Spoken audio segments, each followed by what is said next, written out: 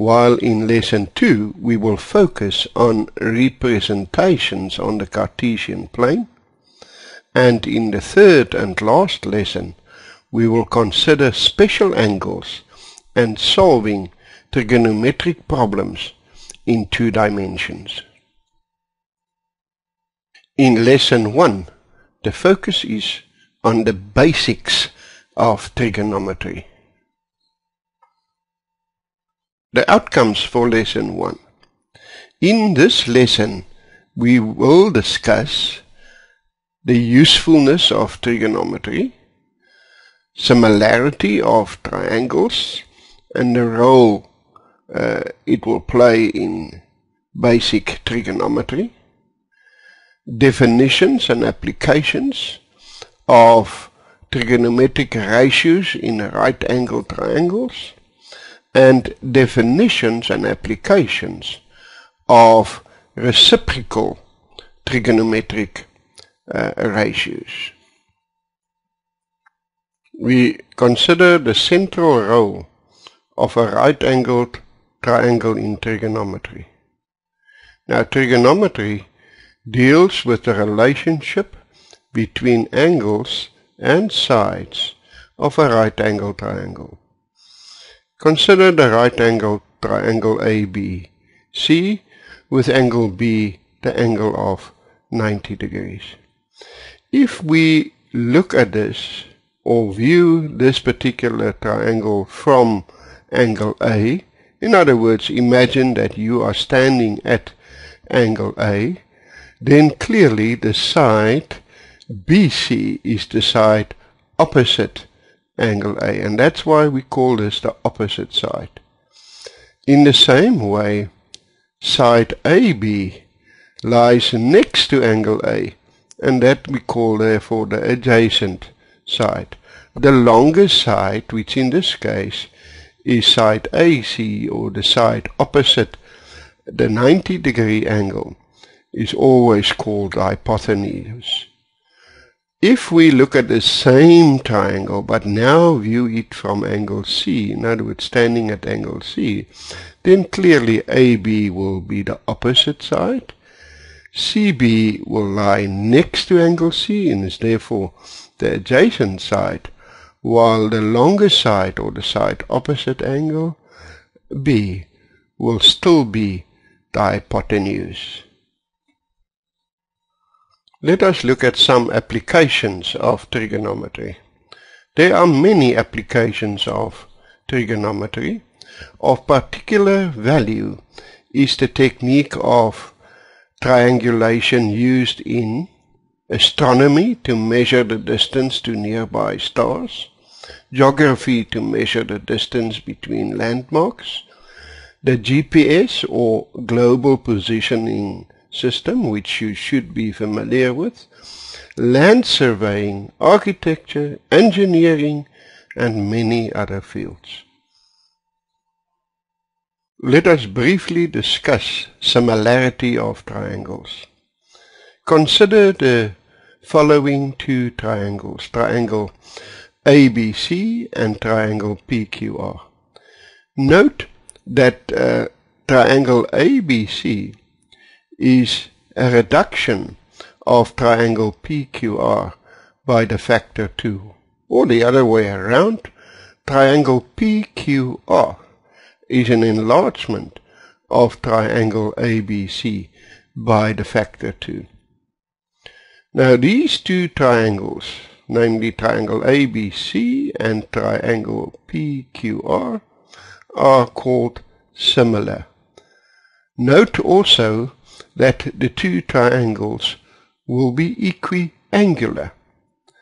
We write this to express this idea that the 2 triangles are similar in this way. So we write triangle ABC, triangle PQR, and there's 3 little lines.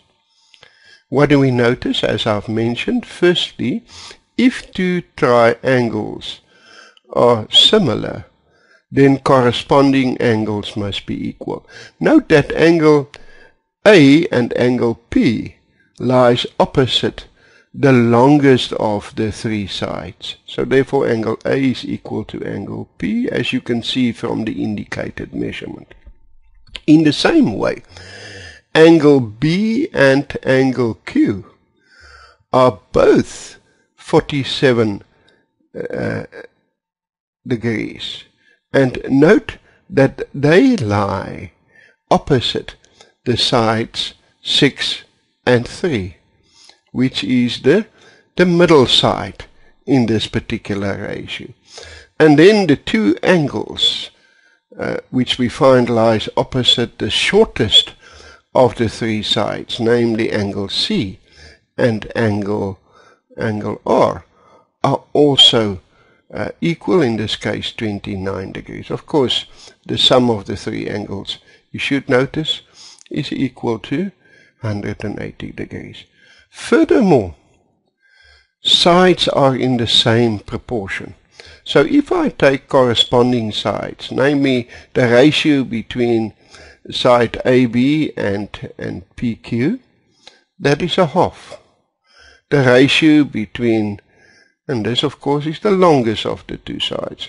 Then if we take the middle side in this particular case, namely side AC and side PR, then the same ratio exists between them. And finally, the shortest of the three sides, namely the ratio between sides AB and PQ, which is 2/4, also if we simplify this, is equal to the half. So therefore, two triangles will be similar if either we can show that they equiangular, or if we can show that the sides are in the same proportion. We now look at similarity in right-angle triangles. Assume that we are given the three right-angle triangles. Now firstly, you should note that these three triangles are similar. Why? Simply because they are equiangular. You can see each one of them have an angle of 90 degrees, each one an angle of 60 degrees, and each one an angle of 30 degrees. So because they're equiangular, they will be similar. But if they are equiangular, then the ratios of the sides must be in a particular proportion. Now let us quickly look what we are doing here. Firstly, we look at the ratio between BC and AB. So in other words, opposite divided by adjacent. Right, 3.4641 divided by 2. You should notice that this is 1.73205, or you can utilize your calculator.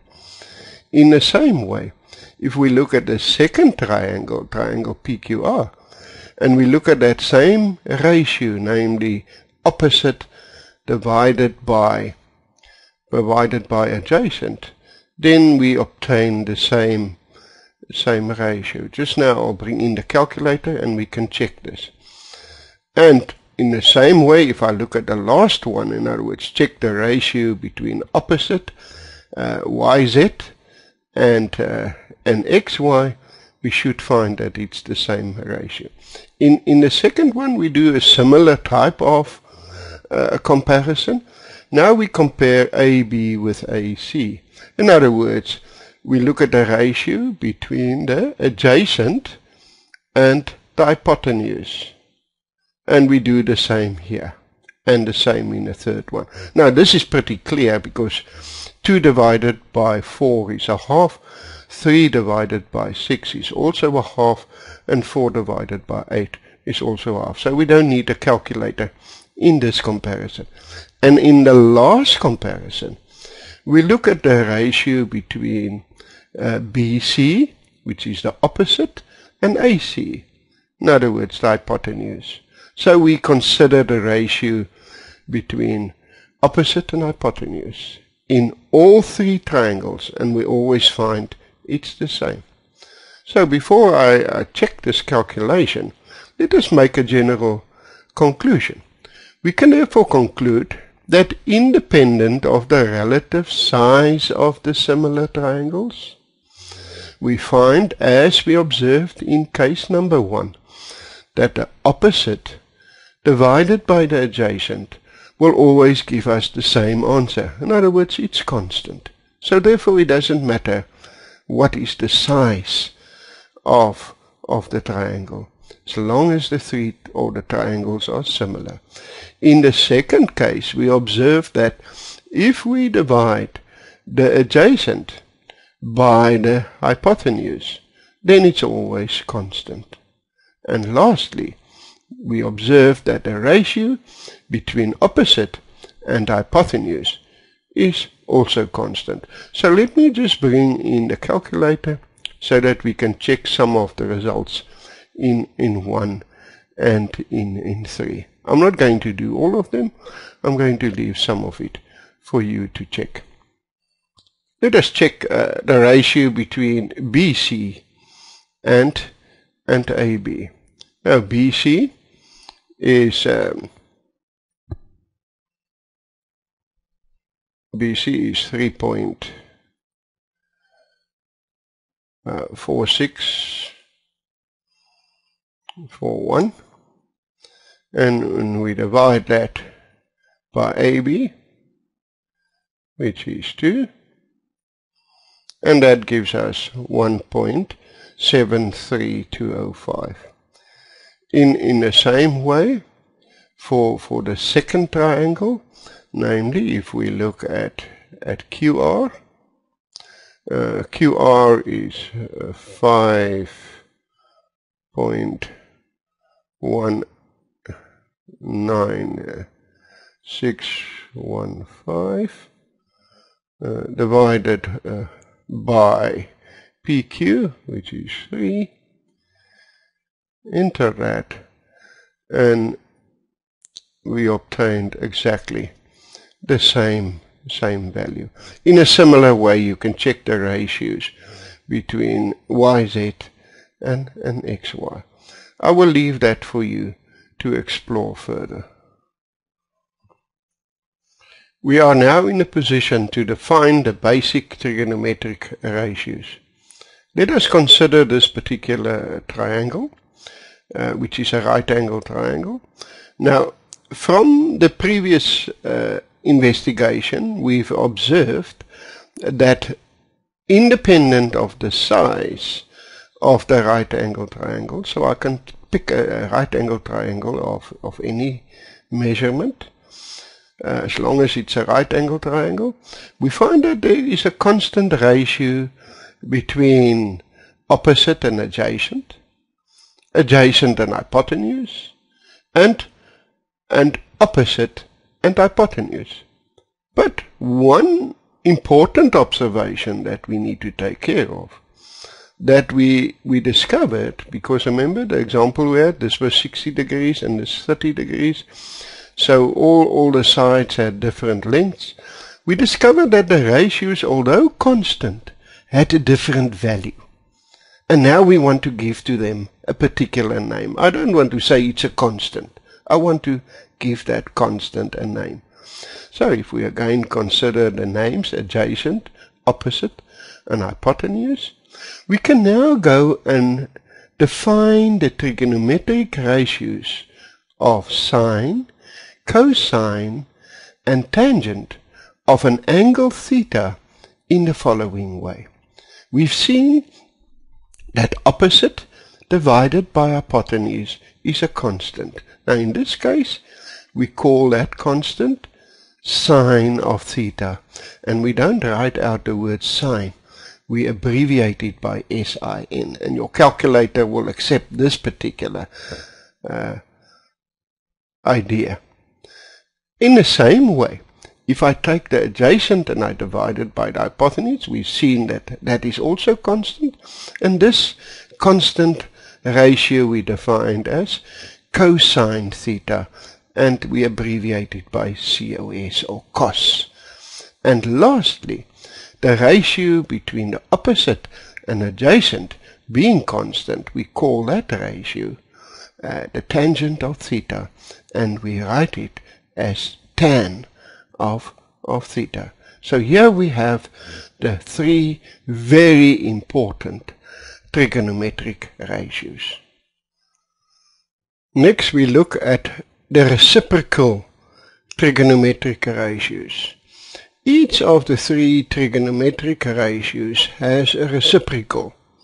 We define the reciprocals as cosecant, abbreviated as CSC theta, as 1 over sine of theta, the reciprocal secant, which we abbreviate as with SEC, or we simply call it sec of theta, as equal to 1 over cos of theta, and finally the reciprocal ratio cotangent, or in short cot of theta, being equal to 1 over tan of theta. So if we consider a general right angle triangle again, we can then define these reciprocal ratios as follows.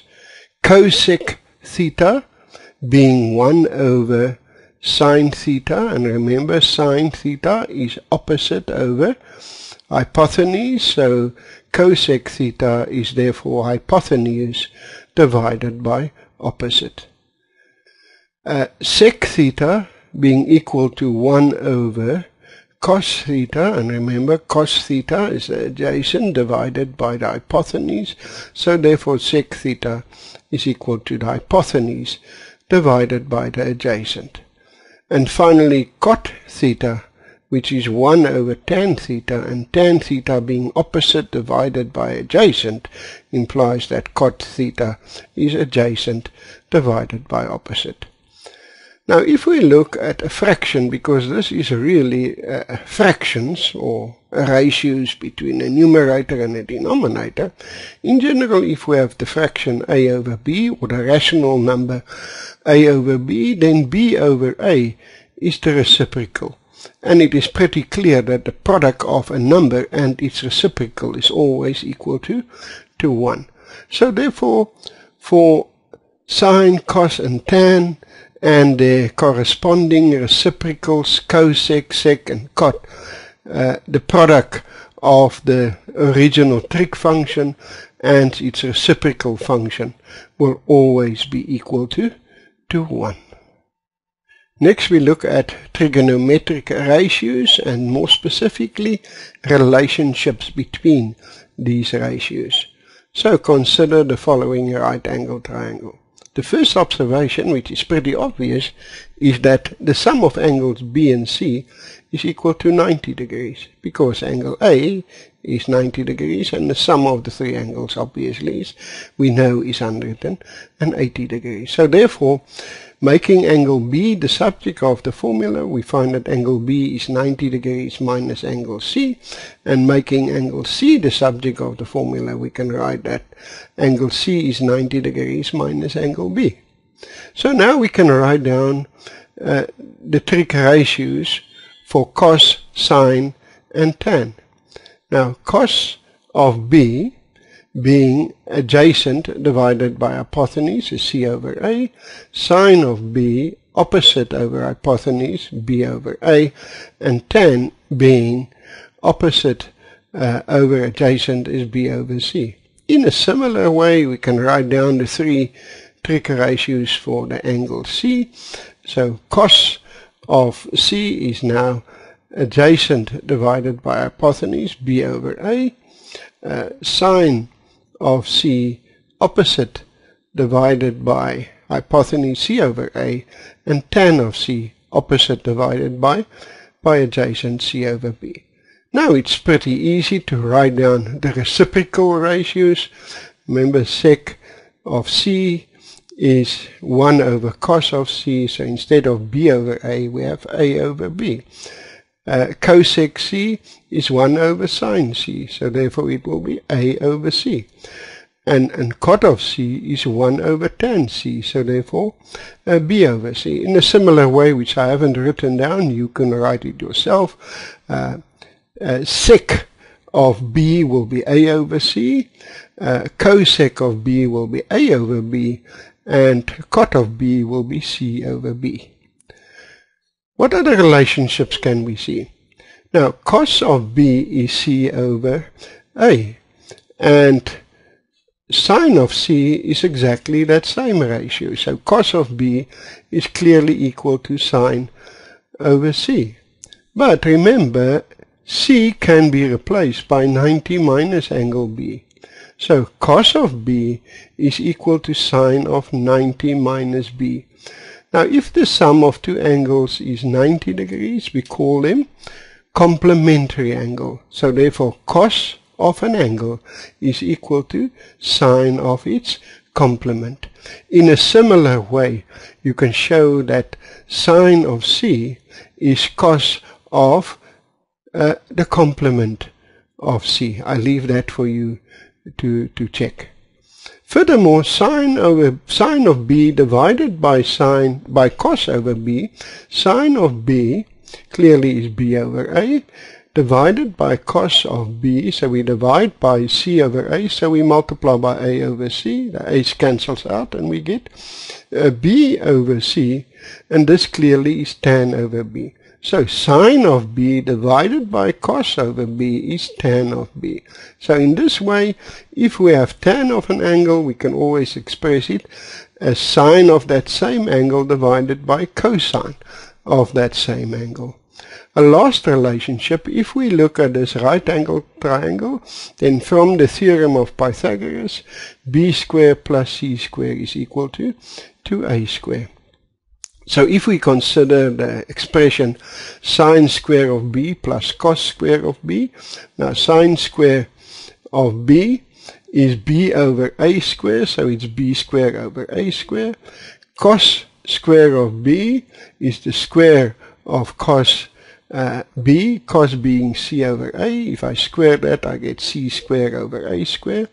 If we add the two fractions, so it's got the same denominator, so you add the numerators. But remember, we know that b square plus c square is a square. So you get a square over a square is 1. And here we get another very important relationship, namely that sine square of an angle plus cos square of that same angle is equal to 1. Let us calculate trigonometric ratios and angles. So consider the following right angle triangle, where we know the two right angle sides, and of course we know that this angle is 90 degrees. The question is, can we determine the length of side E or DF? Can we determine the measure of angles alpha and beta? Because if we can, then we can write down the trig values for all 6 the trig ratios. Firstly, using the theorem of Pythagoras, we observe that E is the square root of 5 squared plus 7 squared, or the square root of 74. So therefore we know the length of each of the sides. Note that E is an irrational number. Now firstly, sine of alpha is opposite divided by hypotenuse, so it's 7 over the square root of 74. Cos of alpha, adjacent divided by hypotenuse, so 5 over the square root of 74. And tan of alpha is opposite divided by adjacent, and that is 7 over 5. Of course, I can do exactly the same for the angle beta. What about cosec of beta? Now remember, cosec of beta is 1 over sine beta. Now sine of beta is 5 over the square root of 74. So cosec of beta is the square root of 74 over 5. Sec of beta, that of course is 1 over cos of beta, or simply the reciprocal of cos of beta. Now cos of beta is 7 over the square root of 74, so sec of beta is therefore the square root of 74 over 7. In the same way, cot of beta is the reciprocal of tan of beta, and tan of beta is 5 over 7, and the reciprocal of 5 over 7 is 7 over 5. We note again that alpha plus beta is 90 degrees, so alpha is 90 degrees minus beta, or beta is 90 degrees minus alpha. So alpha and beta again will be complementary angles. Now, what do we note? Now, if we look at cot of beta, now cot of beta is 7 over 5. But if we look at tan of alpha, cot of beta is 7 over 5, and you see that's exactly the same as tan of alpha. So I can say that cot of beta is equal to tan of alpha, but alpha is 90 degrees minus beta. So cot of an angle is equal to tan of its complement, or tan of an angle is equal to cot of the complement of that angle. In a similar way, there exists this relationship between sec and cosec. Now, sec of beta is the square root of 74 over 7. Now, if we look at sec of alpha, remember, sec of alpha is the reciprocal of sine of alpha, so it is the square root of 74 over 7, which is the same as sec of beta. So I could say that sec of beta is cosec of alpha, but alpha plus beta is 90 degrees, so therefore I can replace that alpha by 90 degrees minus beta. So again, sec of an angle is equal to cosec of its complement, and the other way around. And the same ratio type of relationship which exists between cot and tan, and of course earlier we showed that a similar relationship exists between sine and cos. Next, we would like to go about and calculate angles alpha and beta. Now let me first display this and then bring the calculator in, because we're going to use the calculator in this particular calculations. Now, tan of alpha is 7 over 5.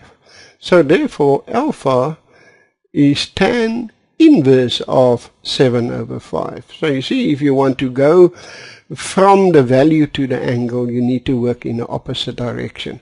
Now we can use the calculator for that. There is the inverse function. So shift tan of 7 over 5, that being a fraction, 7 over 5. You can close the bracket, it's not necessary.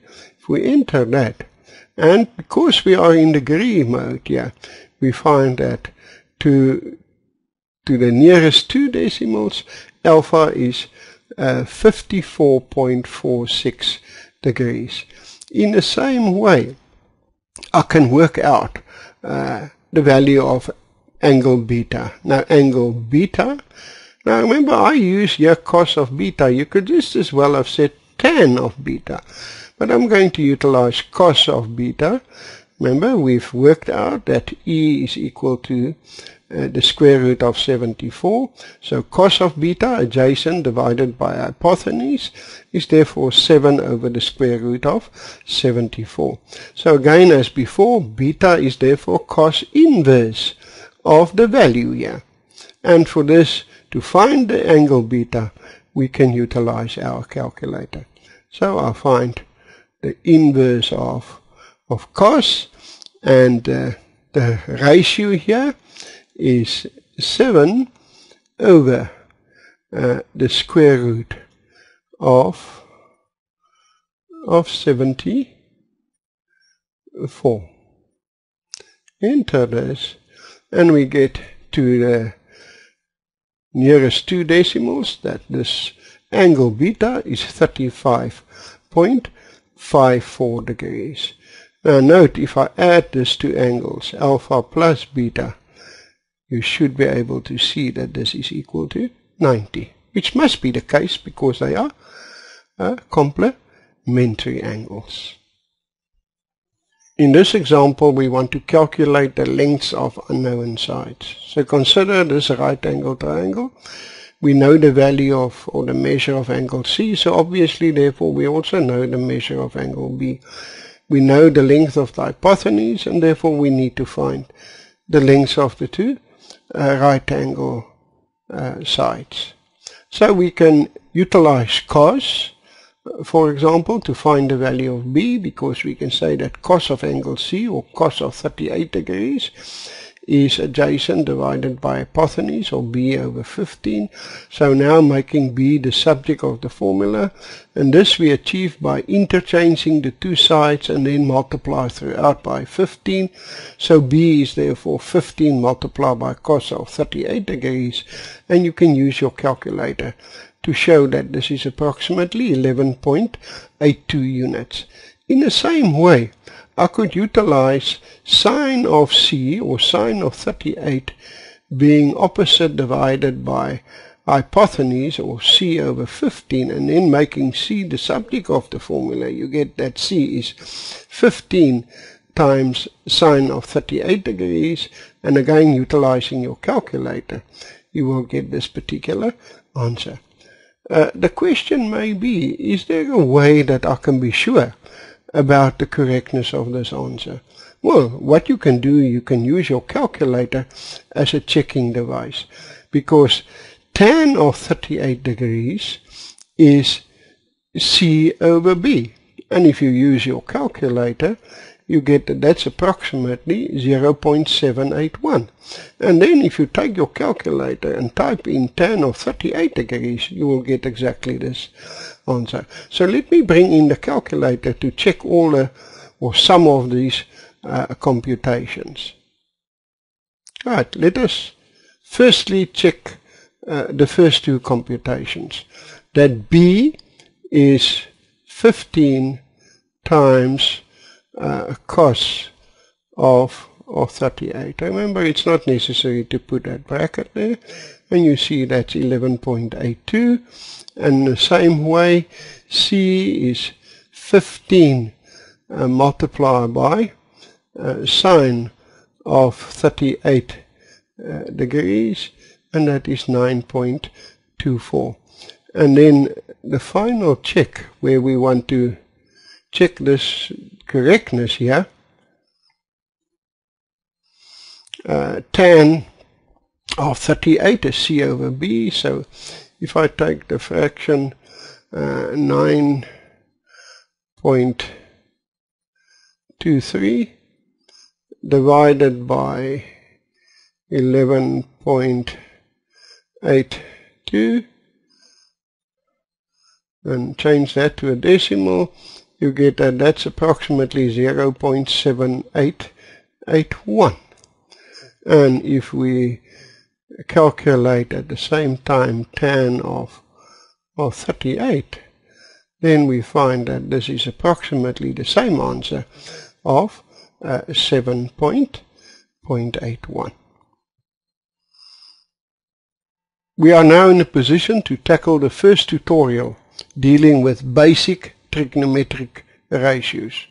Consider this particular triangle, right angle triangle, where in this case we know one of the right angle sides and we know the hypotenuse, and of course we're also given the 90 degrees angle.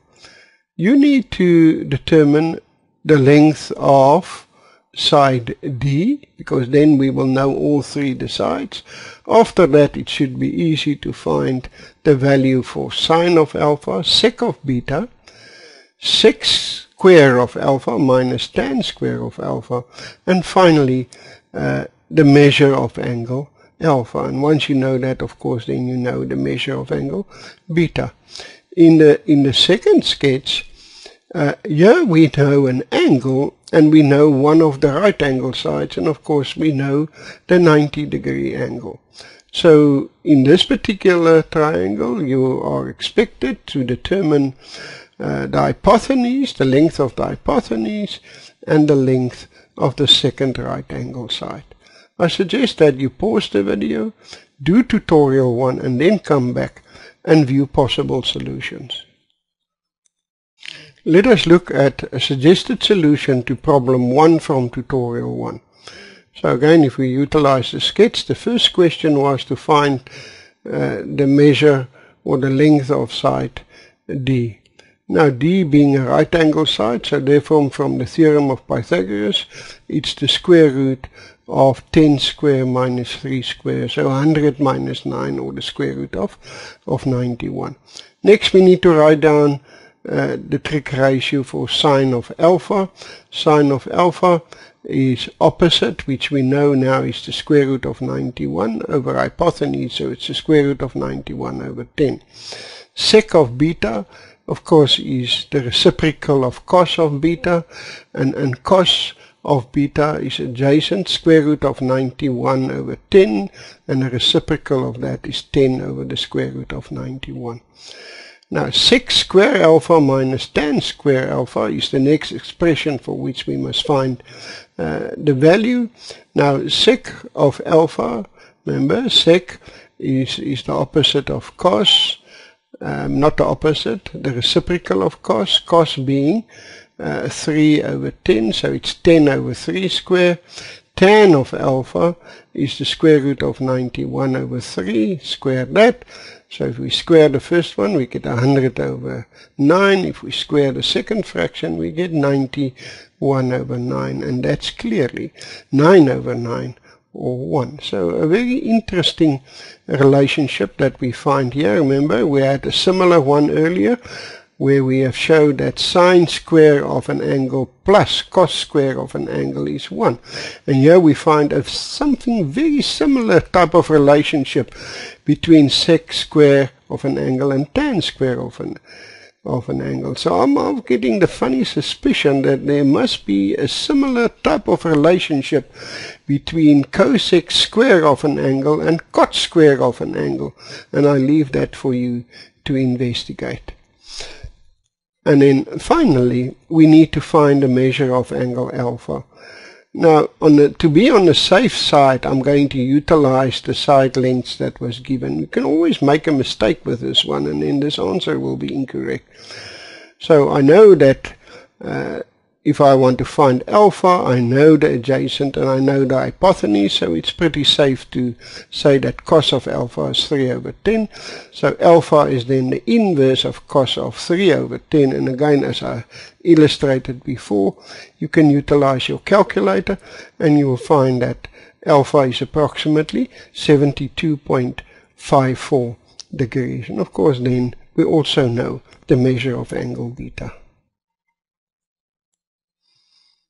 In the second problem of tutorial 1, we look at suggested solutions here. Given this particular triangle, we had to find, or were asked to determine the lengths of sides A and C.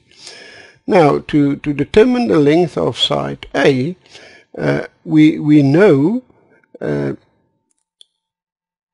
the adjacent side, and if we consider the angle of 43 degrees, and we need to find the hypotenuse. So we can say that cos of 43 is 12 over A, and then make A the subject of the formula. You could simply cross multiply here, then you get A is 12 over cos of 43 degrees, and then a straightforward calculation with your calculator will give you this answer. Maybe we can just check it afterwards. And then in the second one, you had to find the length of side C. Now that's a right angle side. We know the other right angle side, so we will utilize the ratio of tan. So tan of 43 is C over 12. Interchange the two, then multiply by 12, or simply make C the subject of the formula. This is then the answer, and using your calculator you will get this answer. So let me just use the calculator to check the correctness of these two calculations. The first one, A is 12 divided by cos of 43 degrees, and that is 16.41, correct to 2 decimal places. And then finally, to find the length of C, it's 12 multiplied by tan of 43 degrees, and that is 11.19, correct to 2 decimal places. In lesson 2, the focus is on representations on the Cartesian plane. The outcomes for lesson 2. In this lesson, we will focus on the 4 quadrants in the Cartesian plane, representing positive and negative angles, Cartesian and polar coordinates, trigonometric ratios in the Cartesian plane, and finally, we will look at the signs of the trigonometric ratios in the Cartesian plane. Let us look at quadrants and points in the Cartesian plane. There are 4 quadrants. If we start with the positive at the positive x-axis and move in an anti-clockwise direction, then from 0 degrees to 90 degrees we obtain the first quadrant. If we go from 90 degrees to 180 degrees, we call this area the second quadrant, while from 180 degrees to 270 degrees, we call this area the third quadrant, and finally from 270 degrees to 360, we get the fourth quadrant. If we look at points in each of these quadrants, let us look at the first quadrant. If we select a specific point in the first quadrant, then you will note, as in this example, the point 1, 2, the x-coordinate is positive and the y-coordinate is positive. But of course the x-coordinate can also be 0 and the y-coordinate can be 0. If both of them are 0, we obtain the origin. And this is applicable in all 4 the quadrants. While if y is 0 and x not 0, we will obtain a point here somewhere on the positive x-axis. On the other side, if x is 0 but y positive, then we will obtain a point on this y-axis, on the positive y-axis. In the second quadrant, clearly the x-coordinate can either be 0 or smaller than 0. In other words, negative or 0. While the y-coordinate is always greater or equal to 0. Note, greater or equal means it can be greater than 0 or equal to 0, and greater than 0 means positive.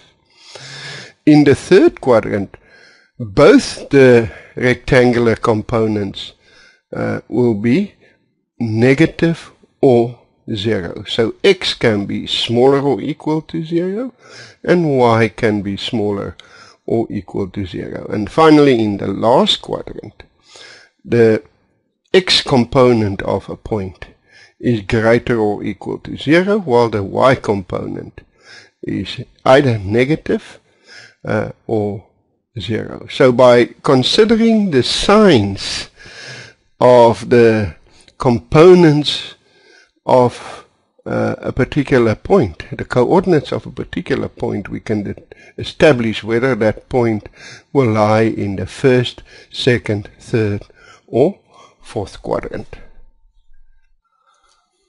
Next, we have a look at positive and negative angles in the Cartesian plane. Positive angles are the angles that we obtain if we measure in an anti-clockwise direction. Now we always will start on the positive x-axis, anywhere on the positive x-axis, and then if we rotate in an anti-clockwise direction till we get to one of these 3 points or any other point on this particular arm, then this angle is a positive angle, and in this particular case this angle theta is 135 degrees. While if we measure in a clockwise direction, we obtain negative angles. So again, if I start at the positive x-axis, so in other words, the measurement of an angle will always start at a particular arm, and in this case, this arm is the positive x-axis.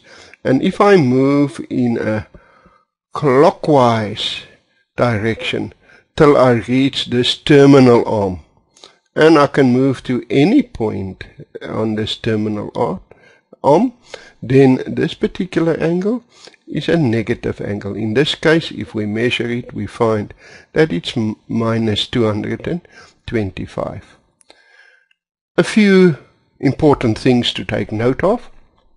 Angles are measured from the positive x-axis. So in other words, when we measure the angle to establish in which quadrant it will lie, we will always start at the positive x-axis.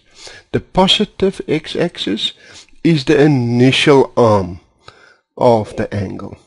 See, that is the vertex of the angle, or the point where the angle is formed at the origin. The segment from the origin to a point is the terminal arm. So in other words, if I take the origin there and I move to any of these 3 points, then I get my terminal arm. So you see, the terminal arm can have any length. In the same way, the initial arm can have any length. It will not affect the size of the angle. So this line segments that I've indicated here in a dotted line is the terminal arm. And as I mentioned, the size of an angle is independent of the length of the initial or the terminal arm. Let us look at Cartesian and polar coordinates.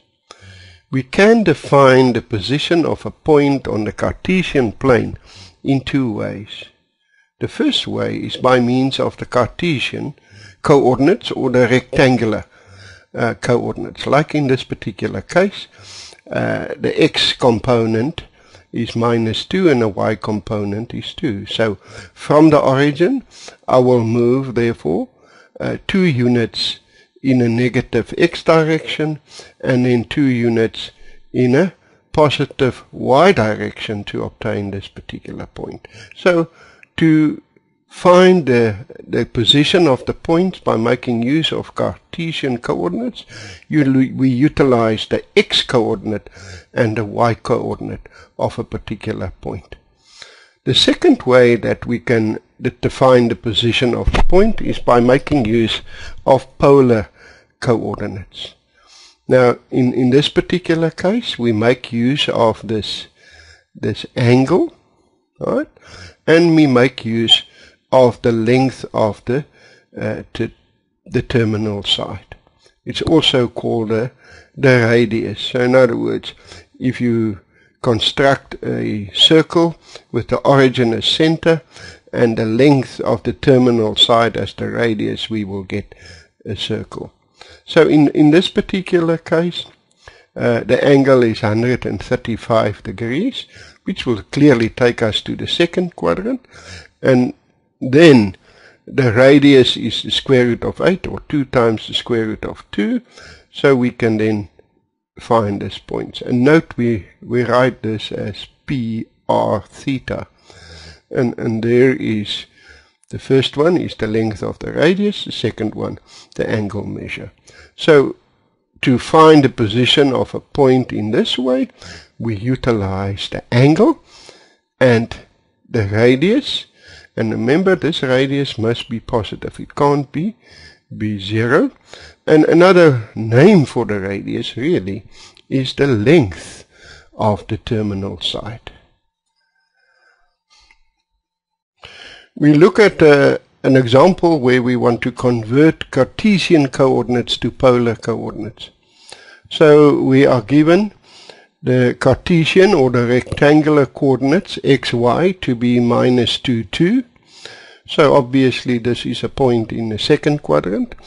We need to find the length of the terminal side or the radius and the angle theta, which will obviously be an angle in the second quadrant. Now before we proceed, I think we need to look at something very important. Consider this example. We have an angle theta, I've indicated in blue here, in the second quadrant, and I've also indicated the angle plus 180 degrees. Now if that is the point as we are given here, namely the point with coordinates minus 2, 2, we can drop a perpendicular and construct this right angle triangle. Now the question is, what is the measure of this little angle alpha? Now what we can see, if we take 180 degrees minus theta, remember if I say minus theta, then I move in a clockwise direction.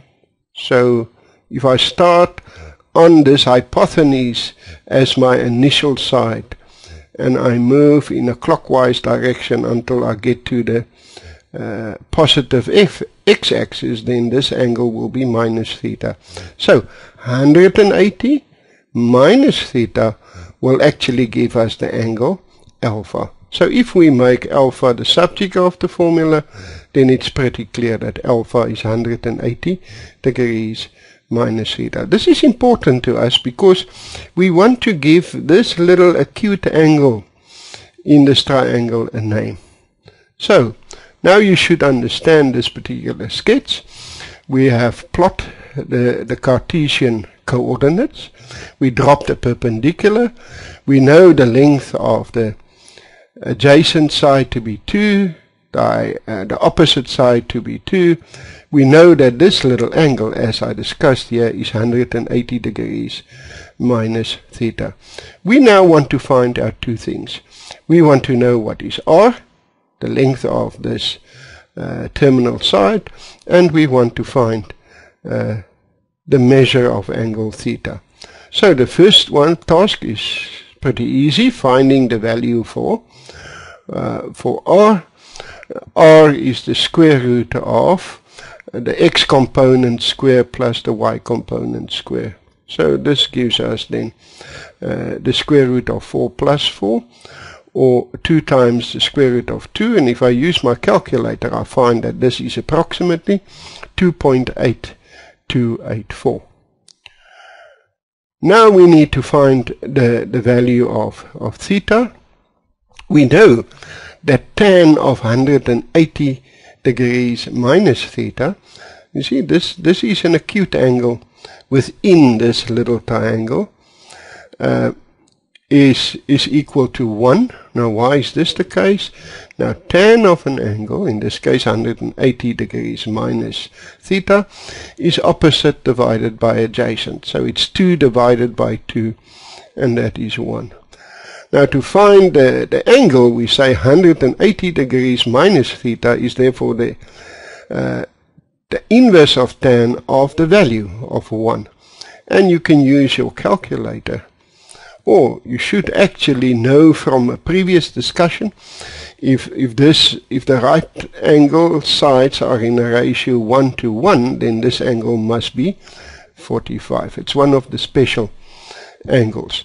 So therefore 180 degrees minus theta is 45. Therefore theta, making theta the subject of the formula, is 180 degrees minus 45, or 135. You could of course complete this step directly with your calculator.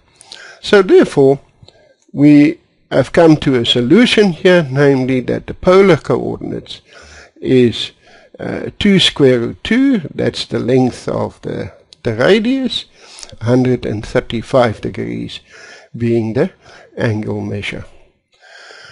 Now, all of these can be done by means of the calculator, by making use of the pol function, and I will demonstrate that now. Right, so we use the pol function, which is the one there.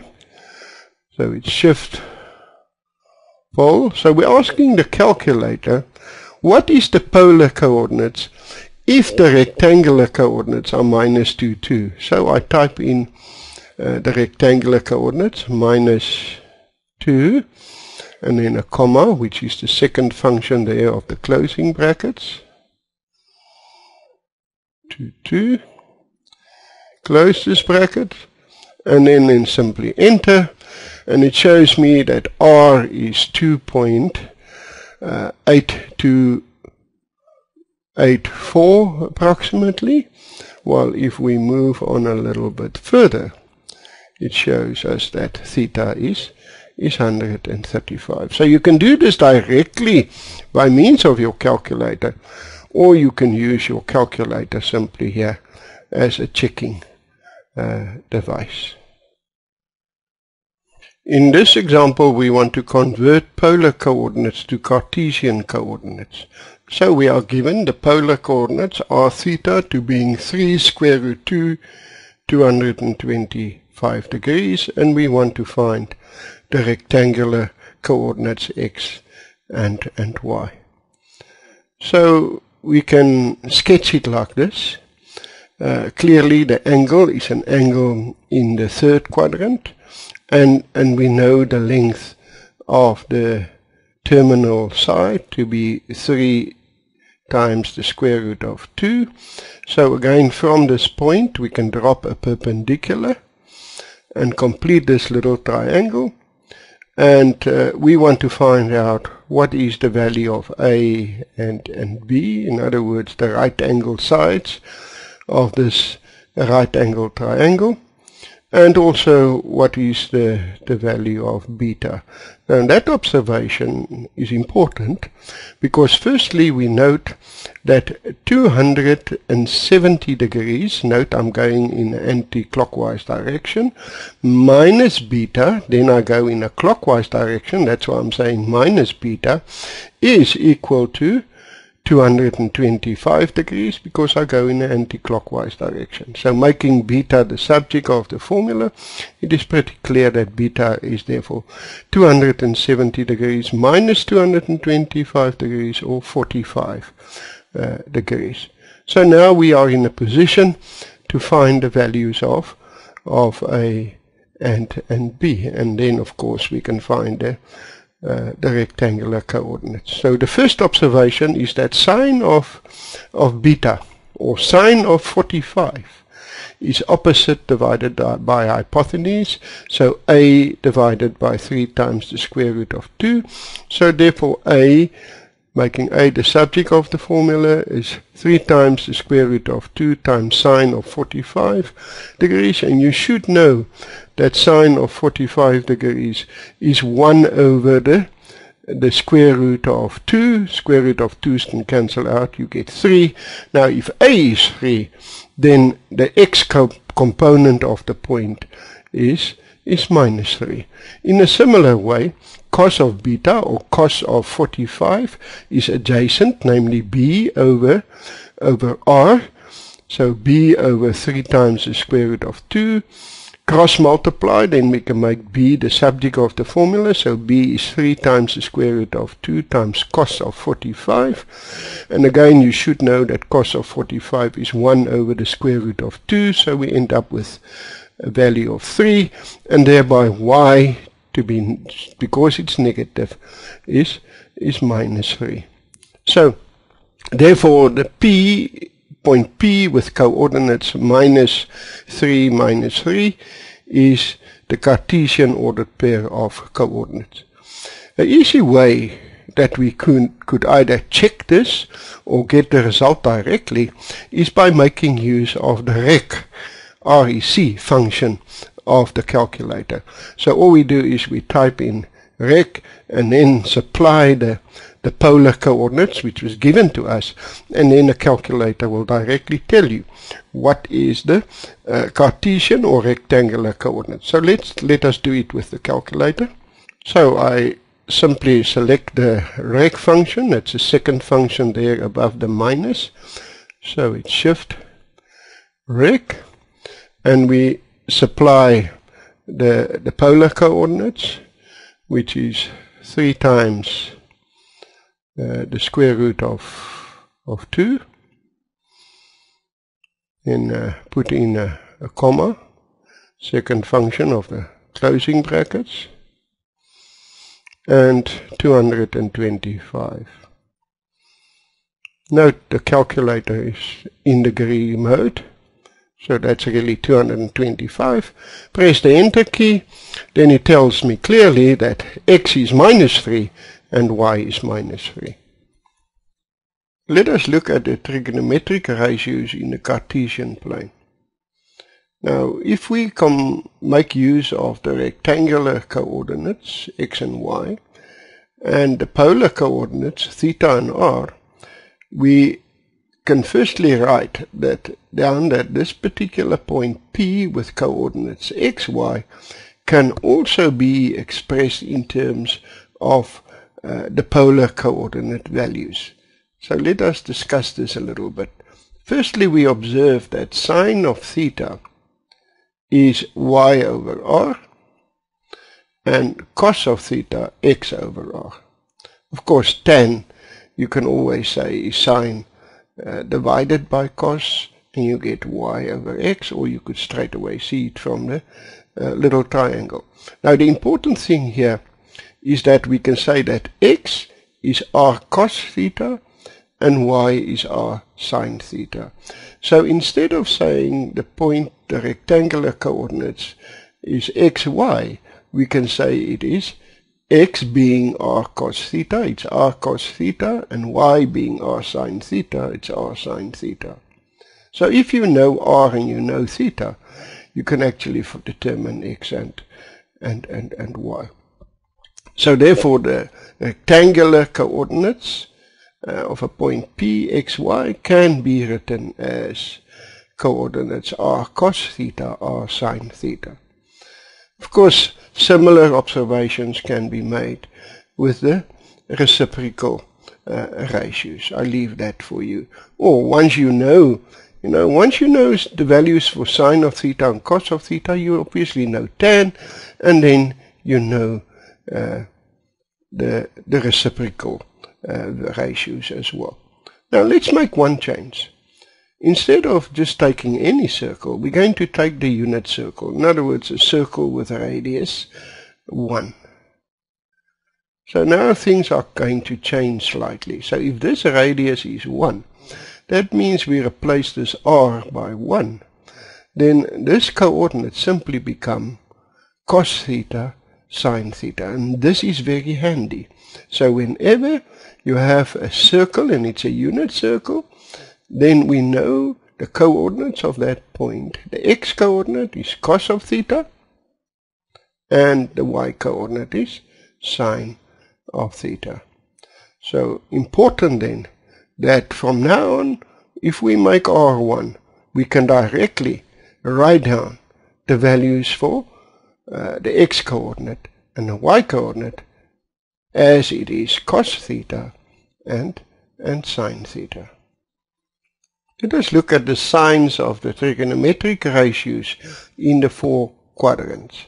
We're going to utilize the unit circle. Firstly, if we look in the first quadrant, then the coordinates we know is cos theta and sine theta. And remember, both these coordinates in the first quadrant are positive. So firstly, I can say that sine of theta, so in other words the second component, is positive. Cos of theta is also positive, and tan being sine over cos is also positive. Of course, We also know now the signs of the reciprocal ratios. In the second quadrant, here your x component, in other words cos of theta, is negative, and your y component, namely sine of theta, is positive. Then we can write that sine of theta is positive because that's the second or the vertical component. Cos of theta negative because that's the first component or the x component. And of course tan being sine divided by cos will be negative. In the third quadrant, we know that both these rectangular coordinates will be negative. So cos of theta is negative and sine of theta will be negative, and because tan is sine over cos, it's a negative divided by a negative, which is positive.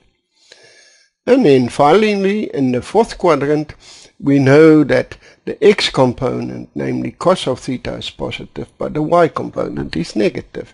So here sine is negative, cos positive, and tan being sine divided by cos is negative. So what we note is that in the first quadrant, all three the ratios are positive. In the second quadrant, it is only sine that is positive. The other two are negative. In the third quadrant, it's only tan that is positive. The other two negative. And in the last quadrant, it's only cos that is positive. So what do we know? First quadrant, all positive. In the second quadrant, only sine. You see, by implication, it means the rest must be negative.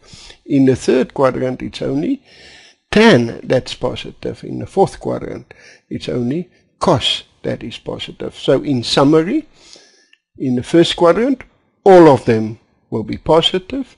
Second quadrant, sine will be positive. Third quadrant, tan will be positive.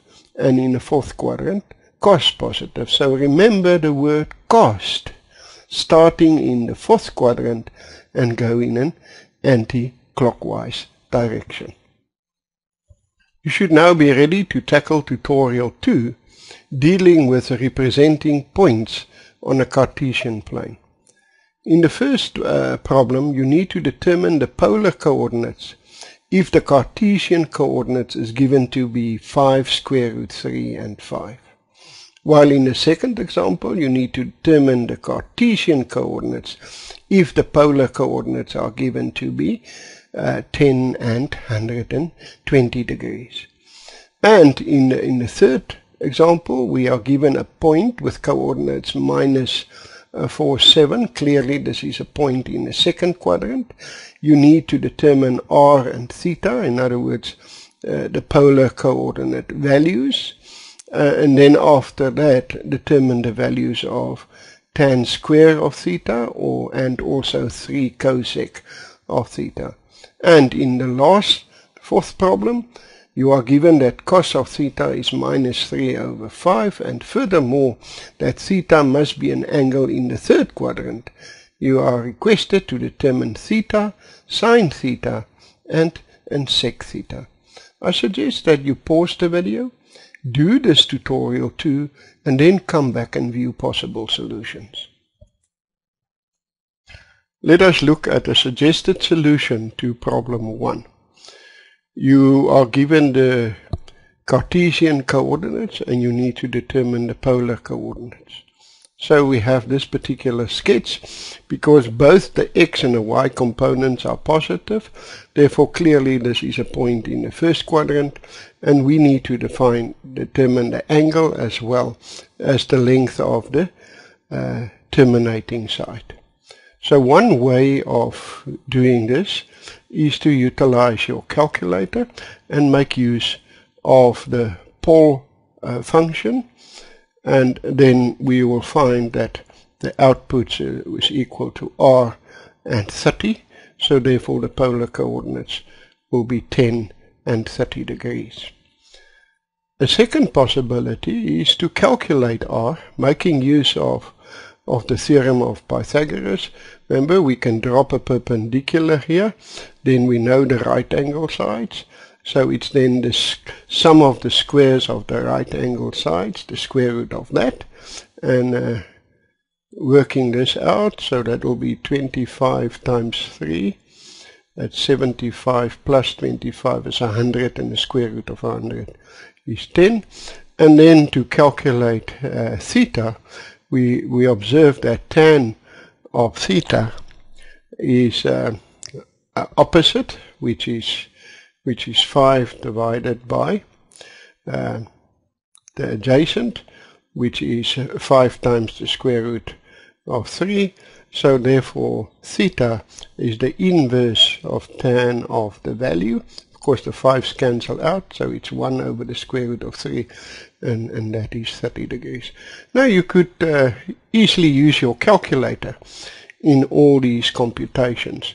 So I'm going to get the calculator in so that we can check the correctness of all these answers. So in other words, utilizing the calculator as a checking device. Right, let's check the 3 computations here with the calculator. Firstly, using the pole function, and input the rectangular coordinates. 5 square root 3, comma, 5. This will then give us the polar coordinates, namely r is 10 and theta is 30 degrees. Checking this calculation here, the value of r, the radius, is the square root of, in brackets, 5 square root 3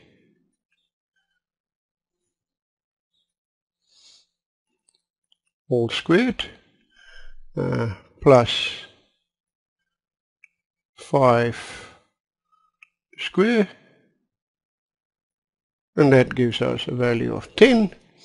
And checking the angle measure theta, theta is the inverse of tan of, you can either type in 1 over the square root of 3, or you can type in this initial one. So let me type in the initial one. So we have a fraction where the numerator is 5 and the denominator 5 times the square root of 3.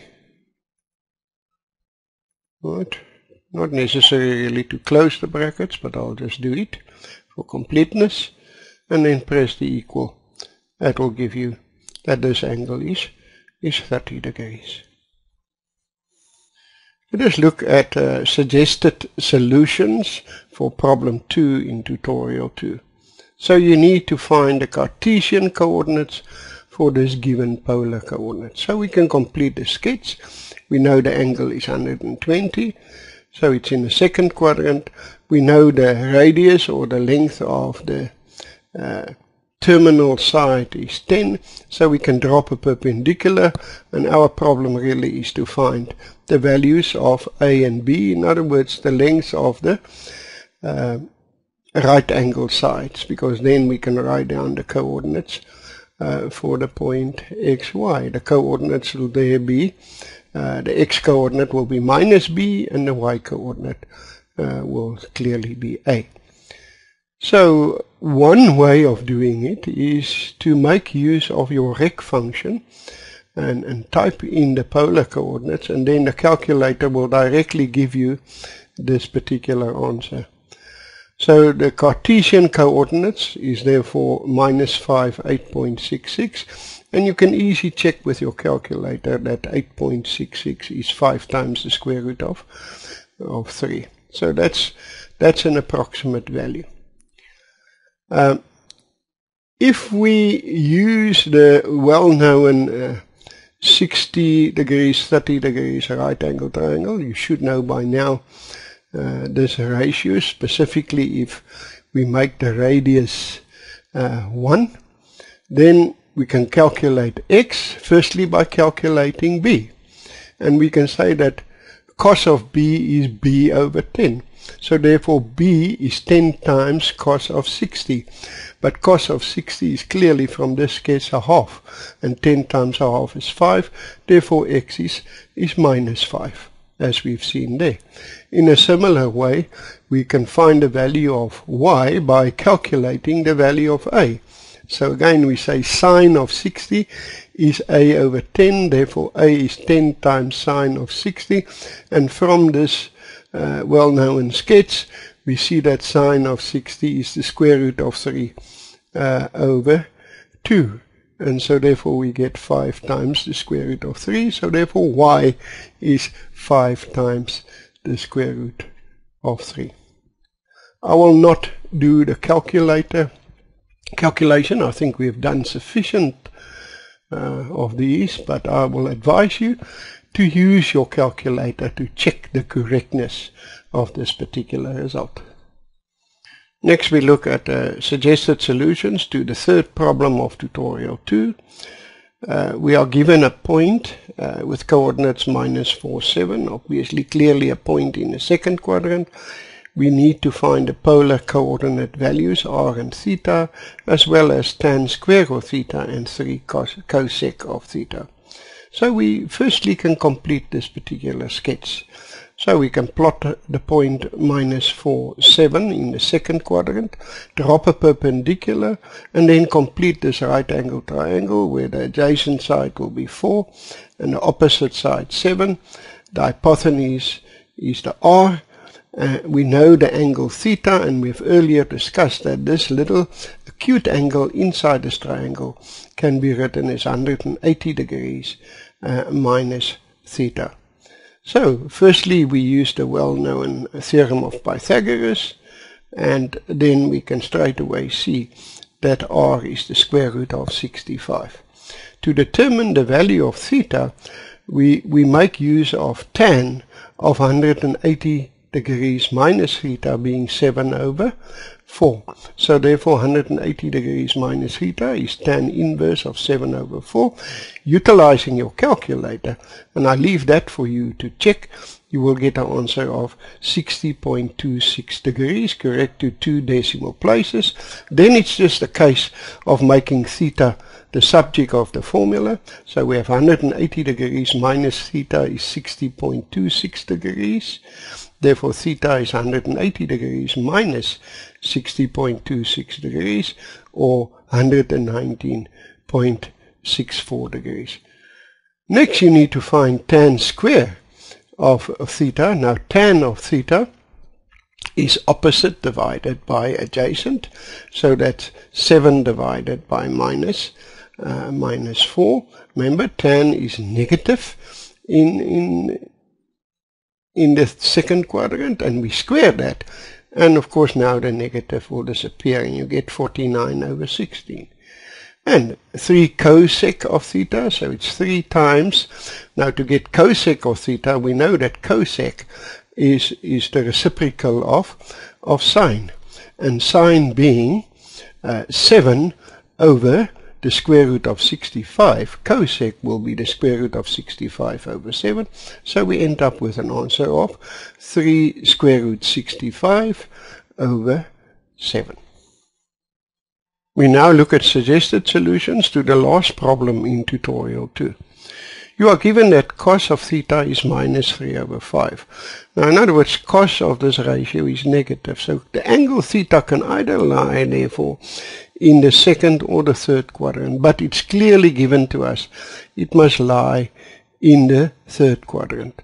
So now you can complete the sketch. So the angle theta is an angle in the third quadrant. What do we know? We know the hypotenuse is 5, and we know that the adjacent is 3, because the x component of this particular point is minus 3. But remember, if we look at this little right angle triangle, we only consider positive sides, as if this triangle is in the first quadrant. Now why is this angle indicated as theta minus 180? Now we know that that this is the angle theta, and if I go from the negative x-axis and go in a clockwise direction, then it's minus 180. So theta minus 180 will actually give us this little angle as theta minus 180 degrees. Now, with all this in place now, we can firstly show that B, of course B is an unknown side, using the theorem of Pythagoras, B being the square root of the hypotenuse square minus the square of the adjacent side, so we get the square root of 16 or 4. So we therefore really know the coordinates of this particular point here. And now we can look at the questions. Firstly, we need to find theta. We can say that cos of theta minus 180 degrees, this particular angle, is 3 over 5. So theta minus 180 degrees is cos of the inverse of the value 3 over 5. And that, using your calculator, will give you an answer of 53.13 degrees, correct to 2 decimal places, and then making theta the subject of the formula. Theta is then 53.13 plus 180. So the sum of these two, and that's 233.13. I'll leave this for you to check with your calculator. Secondly, we need to find sine of theta. Remember, we know now the coordinates of this particular point. Now, sine is clearly opposite divided by hypotenuse. The opposite side in this triangle is 5, but this coordinate, the x-coordinate here, is actually minus 4. So it's minus 4 over 5 or minus 4 over 5. To find the value for sec, we just need to find the reciprocal of cos. So you can actually go back to your given information and just find the reciprocal of this, which is 5 minus 5 over 3. In the last lesson, namely lesson 3, we will discuss special angles and problems in 2D. The outcomes for lesson 3. In this lesson, we will focus on special angles in the Cartesian plane, trigonometric ratios of special angles, and solving two-dimensional problems using the trigonometric ratios. Let us look at the values for the special angles, 30 degrees, 45 degrees, and 60 degrees. We are interested in the trig ratios at this particular values. At the end, you should know this as you know your tables. Now, consider the following two special type of right angle triangles. If we should start off with an equilateral triangle and assume that all the sides are equal to 2 units, then obviously all the angles will be 60 degrees. Now, if I drop a perpendicular here, then this will be a perpendicular bisector for the opposite side. So this side will then be 1, and it will also bisect the angle. So that little angle will then be 30 degrees. So here we have then a special right angle triangle where the acute angles are 60 and 30 degrees, and the values or the ratios or for each of the side, the hypotenuse, if that's 2, then the adjacent side will be 1 and the opposite side square root 3. The second triangle, if we consider a right angle triangle where the right angle sides are both equal to 1, obviously then this is an isosceles triangle, and therefore the base angles will both be equal to 45. And according to the theorem of Pythagoras, the hypotenuse will then be the square root of 2. So make sure that you can easily construct these two triangles. Now, what can we say then? We can then say that sine of 60 degrees is the square root of 3 over 2. Cos of 60 degrees clearly is a half, and tan of 60 degrees is square root 3 over 1, or simply square root of 3. In the same way, sine of 30 degrees, in other words, now we view from the top, is then 1 over 2, or a half. Cos of 30 degrees, the square root of 3 over 2, and tan of 30 degrees, 1 over the square root of 3, or if you rationalize this, in other words, multiplying the numerator and denominator by the square root of 3, you get square root 3 over 3.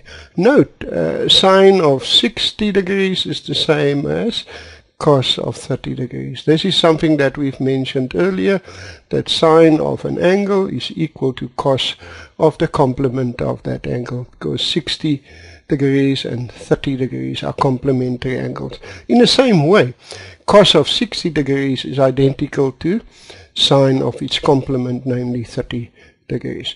Going to this specific one, then we see that sine of 45 degrees is 1 over the square root of 2. If you rationalize the denominator, in other words, multiply numerator and denominator by the square root of 2, we get square root of 2 over 2. In a similar way, cos of 45 degrees is 1 over the square root of 2, or square root of 2 over 2, and tan of 45, here we get a very handy value. It is 1 over 1, or 1. This is a very useful value later on when we start looking at the graphical representations of the trigonometric functions. You could use your calculator to confirm the correctness of these results or predict the answers. I'm just going to use the calculator to check a few of them. Let us use the calculator, for instance, to check the first values for 60 degrees as well as for 45 degrees. I'm going to use this colon key here to do a multiple calculation. So firstly we want sine of 60. Close the brackets, then I'm putting that colon. Now that is the alpha key above x to the power 3. In the same way I type in now cos of 60, put in the colon again, tan of 60,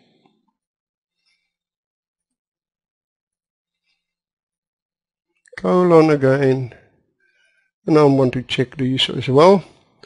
So in other words, sine of 45 degrees, put in the colon, cos of 45 degrees, and finally tan of 45 after I've put in the colon.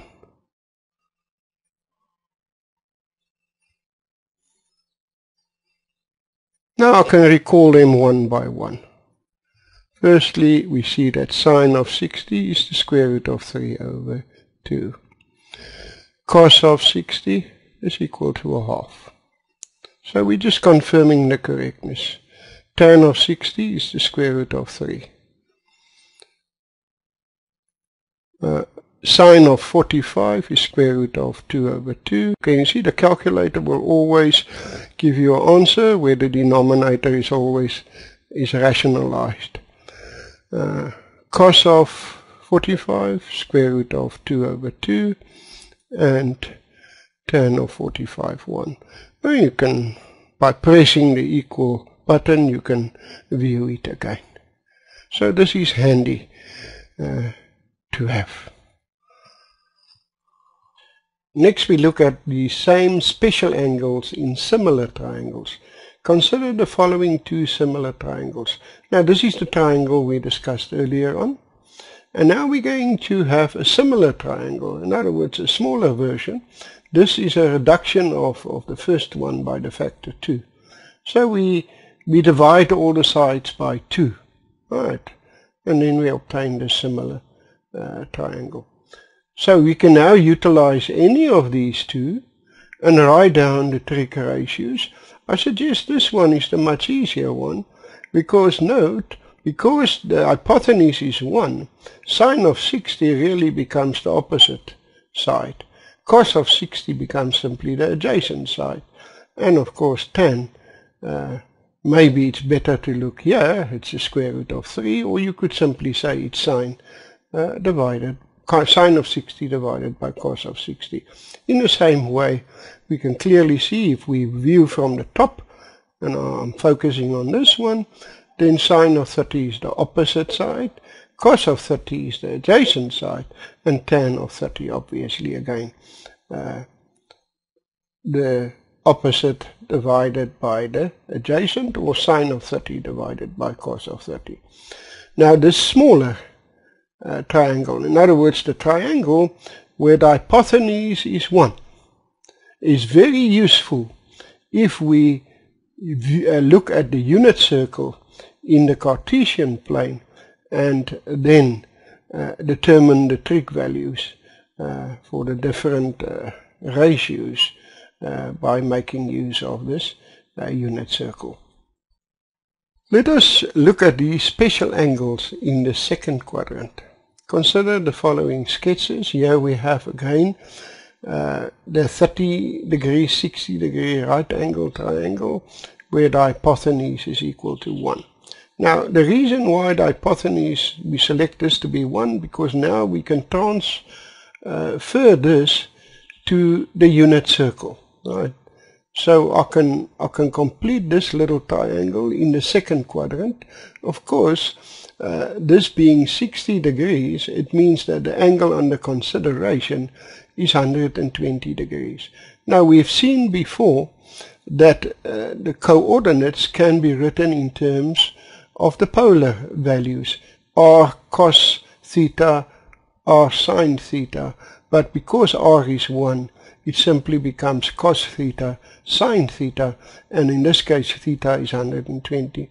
Now we can write down the rectangular coordinates. Clearly the x1 is -1/2 and the y coordinate is square root of 3 over 2. So directly we see that cos of 120 degrees is -1/2, sine of 120 degrees is square root of 3 over 2, and once we know these values, we know the trig ratios for all the remaining 4 ratios. So I can immediately write down that sine of 120 is square root of 3 over 2, the second coordinate.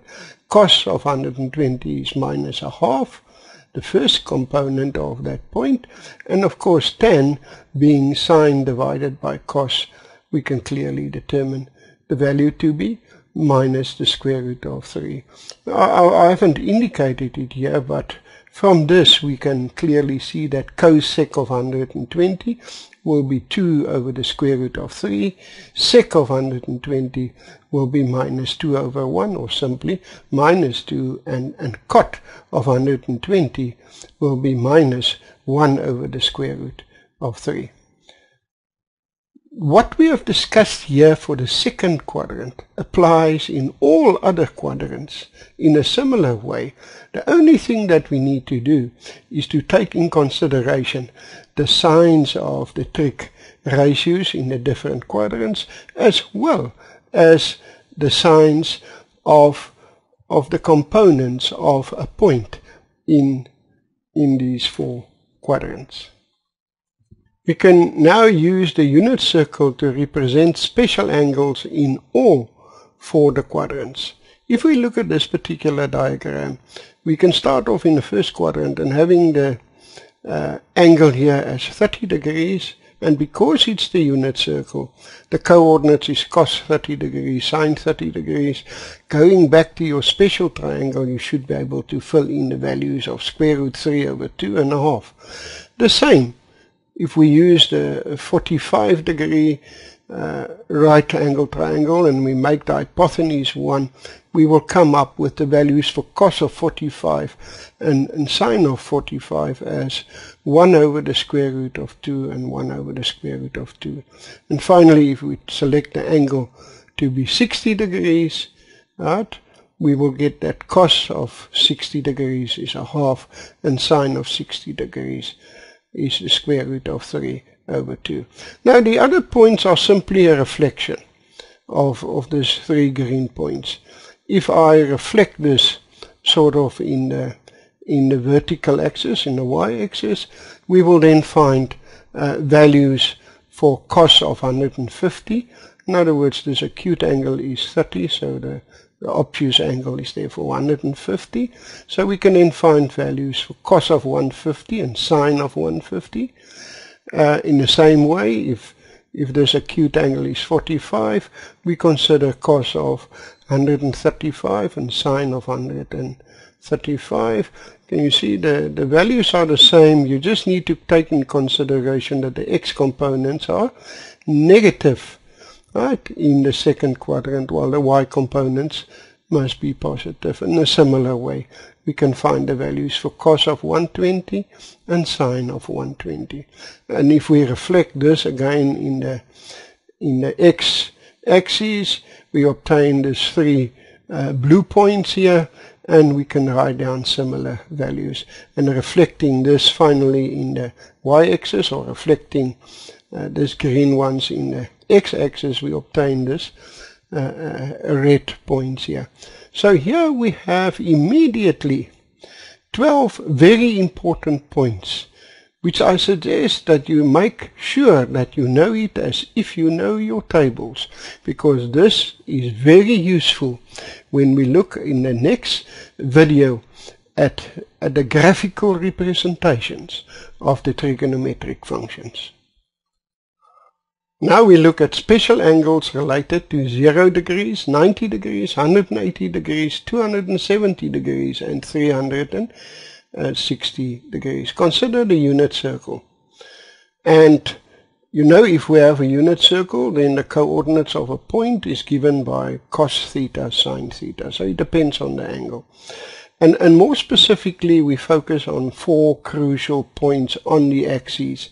This one on the x-axis is the point 1, 0.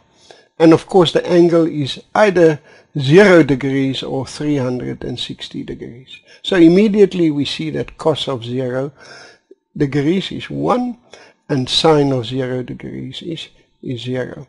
If we rotate, then we obtain the second important point, the point with coordinates 0, 1.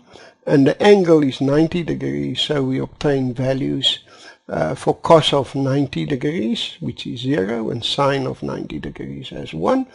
Going further and getting to this point, where the angle is now 180 degrees, the coordinates of this point being minus 1, 0, implies that cos of 180 degrees is minus 1, and sine of 180 degrees is 0. Rotating further until we get to this particular point, then the angle is clearly 270 degrees, and because the coordinates of this point is 0, minus 1, cos of 270 degrees is 0, while sine of 270 degrees is minus 1. So in summary, what do we have? If we look at the angle of 0, which of course is the same as 360 degrees, we see that sine of 0 or sine of 360 is the second component, and that's 0. While cos of 0 and cos of 360 is the first component of this point, and that's 1. And of course tan being sine over cos, it is then 0 over 1, and that is 0. So tan of 0 is 0, and tan of 360 is also 0. Getting to this point where the angle is 90 degrees, then sine of 90 degrees is the second component, that is 1. Cos of 90 degrees is 0, while tan of 90 degrees is 1 divided by 0, because it's sine divided by cos. And this is so big that we don't know it, so we say it's either plus or minus infinity. It's plus infinity if we approach this from within the first quadrant where tan is positive, and minus infinity if we approach it the 90 degrees from within the second quadrant where it's negative. If we look at the angles of 180, then clearly sine of 180 degrees is 0, cos of 180 degrees is minus 1, and tan of 180 degrees being sine over cos is also 0. And finally, going to the angle of 270 degrees, we see that sine of 270 degrees is -1, cos of 270 degrees is 0, tan being sine divided by cos is either plus or minus infinity, because tan is positive in the third quadrant. That's where we have the plus infinity. So in other words, if you get closer and closer to this 270 within the third quadrant, we will select the plus, while if it is just bigger than 270 degrees, then it's the minus infinity, because tan is negative in the fourth quadrant. These values at 0, 90 degrees, 180, 270 degrees, and 360 degrees will be very important and valuable and useful when we consider the sketches of the trigonometric functions in the next video. Let us look at the simplification of expressions without using the calculator. We want to simplify, or request it to simplify this particular expression without using the calculator. So what you must do, you use the 30 degrees, 60 degrees, 90 degrees, or the 45, 45, 90 degrees right angle triangles, as well as your knowledge about the unit circle. Once you have that, you can fill in the values for sine of 60, cos of 30, sine of 45, which needs to be squared, tan of 30, which needs to be squared, as well as cos of 180, and then use your fraction knowledge to simplify this. Now, the calculator can be useful in two ways. So before you do this, you can use your calculator to predict that you expect an answer to be 11/12, or you can use the calculator afterwards to check whether this is the correct answer. So I'm just going to use the calculator, so it all depends whether you've used this before or after to test the correctness. So I'm just going to bring in the calculator here to do this. Okay, so we want to use the calculator as a predicting or checking device. So I simply type in this particular expression. So we have sine of 60 multiply by cos of 30 minus, and then a fraction where we have the square of sine 45. So I'm going to use an opening bracket there, input there sine of 45 and closing bracket, and square that, and then multiply by the square of tan 30, so the opening bracket, and then tan of 30, closing bracket, and square it, and type in the denominator, which is cos of 180 degrees. And if you didn't press the wrong keys by accident, you should get exactly the answer as expected. So there we've seen that we can use the calculator, either predict the answer before you started, or once you've completed it, check whether you have the correct answer. Let us look at the first example where we want to solve a problem in 2 dimensions. Suppose we are given a ladder of length 20 meters and that it's resting against a wall. The base of the ladder is 6 meters from the wall. You need to find the angle between the ladder and the wall. So a useful strategy is to make a sketch, in other words to model this, and then utilize your trigonometric ratios. So what we have here is the wall, and this AC is the ladder. We know AC is 20 meters long. We know the distance from the base of the ladder to the wall is 6 meter, let's call that AB. And we need to find out this value of theta. So what do we know? We have a right angle triangle, unless the wall is skew. Right? So that's an angle of 90 degrees. So we know the adjacent and we know the hypotenuse, so we can make use of cos of theta being 6 meters over 20 meters or 3 over 10. And then theta will be the inverse of cos of the value, 3 over 10.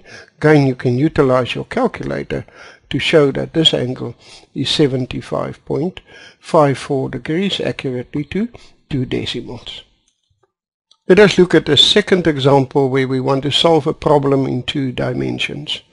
Now, one of the angles of a rhombus with perimeter 20 centimeters is 60 degrees. You need to find the length of the side and find the length of both diagonals. Now, firstly, we need to know the properties of a rhombus. A rhombus is really a parallelogram where all the sides must have the same length.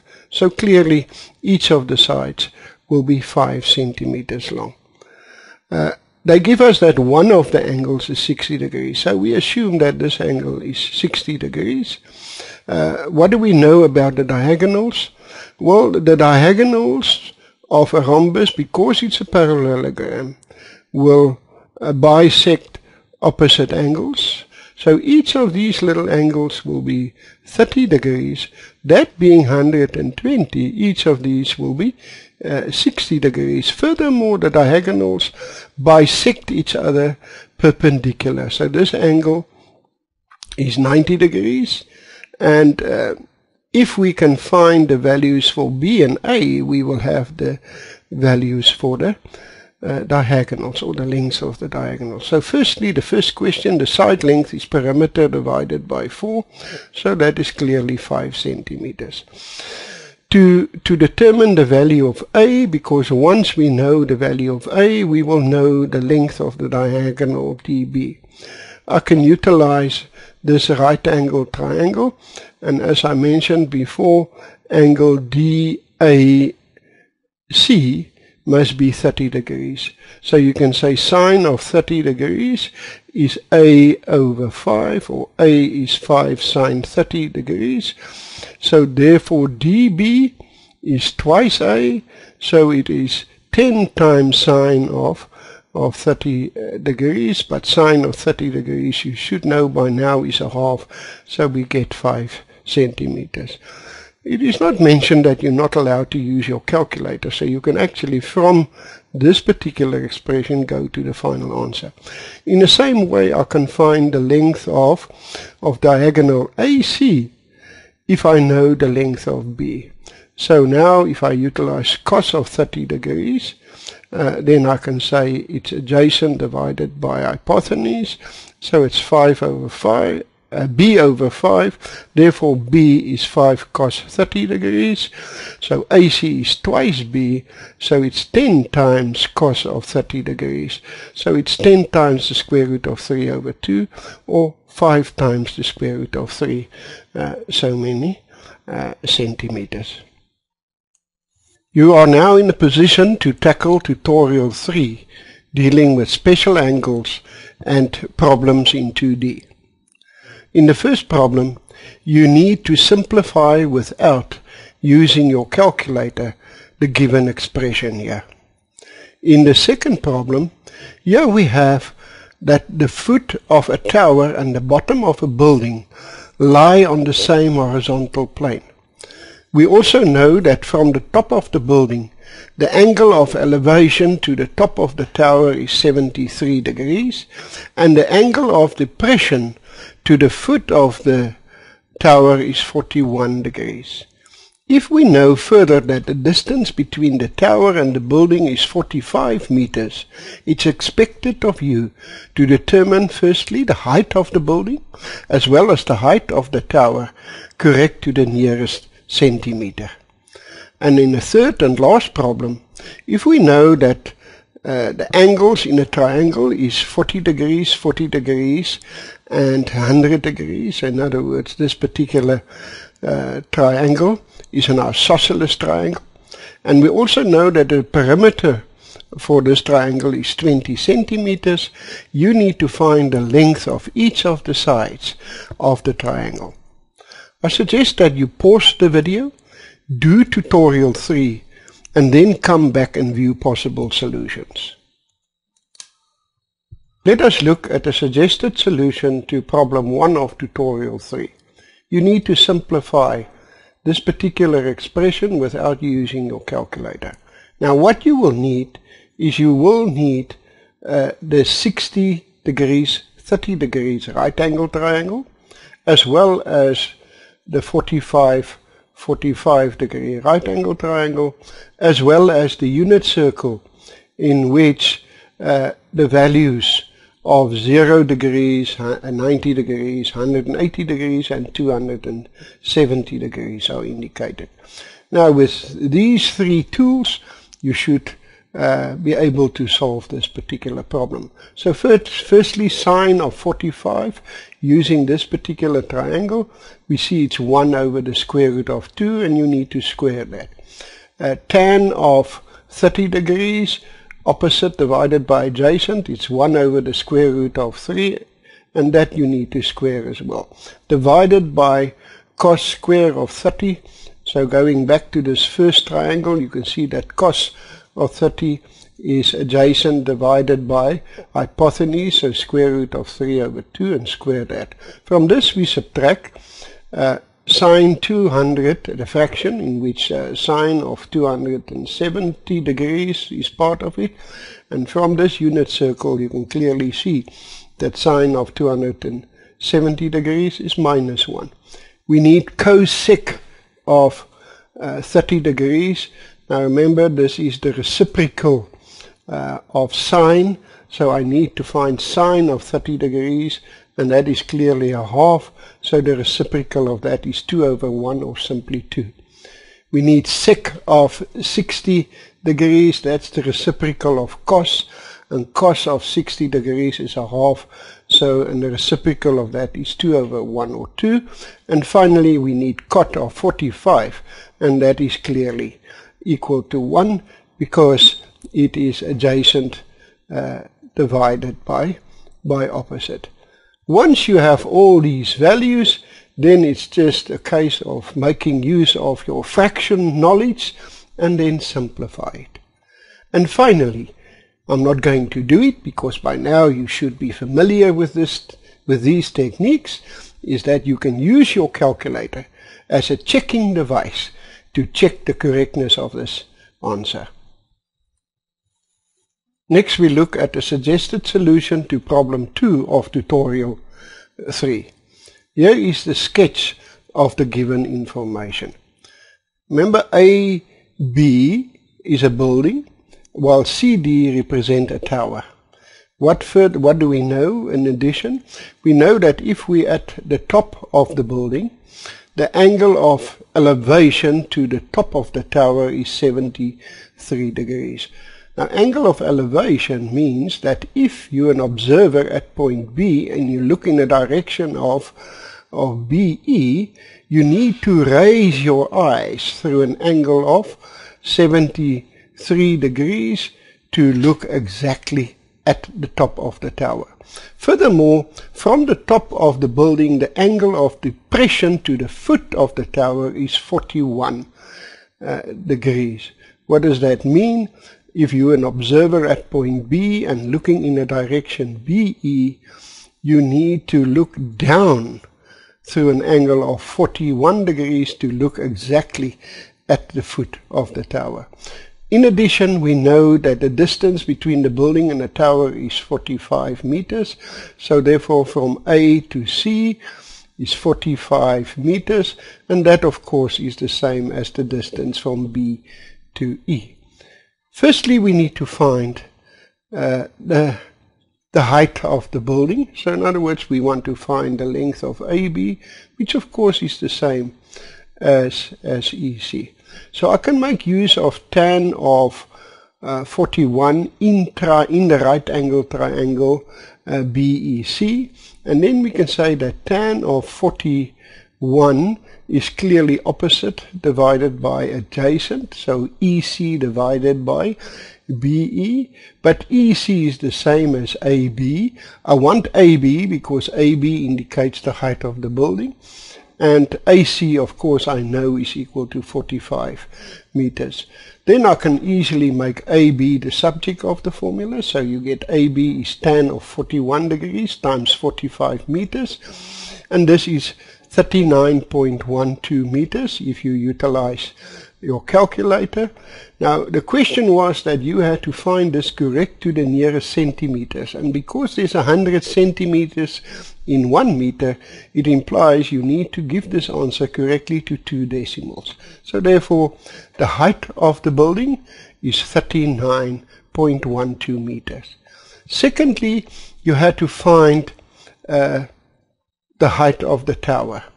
So if we utilize right angle triangle BED, because we know angle EBD is 73 degrees, and we know that BE being the same as AC is 45 meters, we can then utilize tan to find the distance from D to E. And if we add to that the distance from E to C, which we have already determined in the previous part of this problem, then you will be able to find the height of the tower. So I start off by saying that tan of 73 being opposite divided by adjacent is therefore DE divided by BE. But BE is the same as AC, and that in turn is the same as 45 meters. So from this I can make DE the subject of the formula. It's then tan of 73 degrees times 45 meters. Using your calculator you will get an answer of 147.19 meters, correct to the nearest centimeter. And then we can say that the tower is therefore DE plus EC. That will be the height, and if you add that together you get that the height of the tower is 186.31 meters. Let us look at a suggested solution to the last problem in tutorial 3. Here you have a triangle where two of the angles are equal to 40 degrees, which obviously makes it an isosceles triangle, and furthermore we know that the perimeter is 20 centimeters. You need to find the side length of each of the sides of the triangle. So if I make a sketch of this, I assume that we have triangle DAC, and because the base angles are both equal to 45, I can then assume that AD must be equal to DC in length. So let's assume that AD and DC are both equal to X. Now if they are equal to X, and we know that the perimeter is 20 centimeters, then the third side, namely AC, is 20 minus 2x. In other words, minus the sum of the two equal sides. From this, because DE is a perpendicular, it is also in the case of an isosceles triangle, it's more than a perpendicular, it's a perpendicular bisector. So E will therefore be the midpoint of side AC. Now if from A to C the distance is 20 minus X, then AE will be equal to EC, and both of them will be 10 minus X. Now from this information I can now utilize, for instance, triangle AED being a right angle triangle. I can write that cos of 40 degrees is AE divided by AD, or 10 minus X over X, and cos of 40 degrees, if I use my calculator I'll find it is 0.766, correct to 3 decimal places. From this we can then get an equation in X. You should be able to do that if you multiply throughout by X, and then follow the procedure we have done before of solving a linear equation in one unknown. You find then that X is 5.66.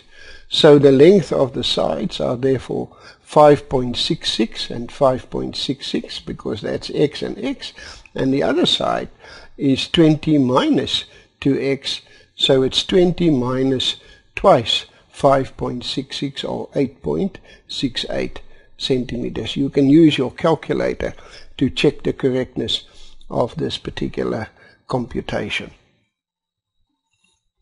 We have come to the end of the video on Introduction to Trigonometry. Remember to consult textbooks for additional examples, to attempt as many as possible other similar and simple examples on your own. Compare your methods with those that were discussed in the video. Repeat this procedure until you are confident. Do not forget, practice makes perfect. Good luck and goodbye.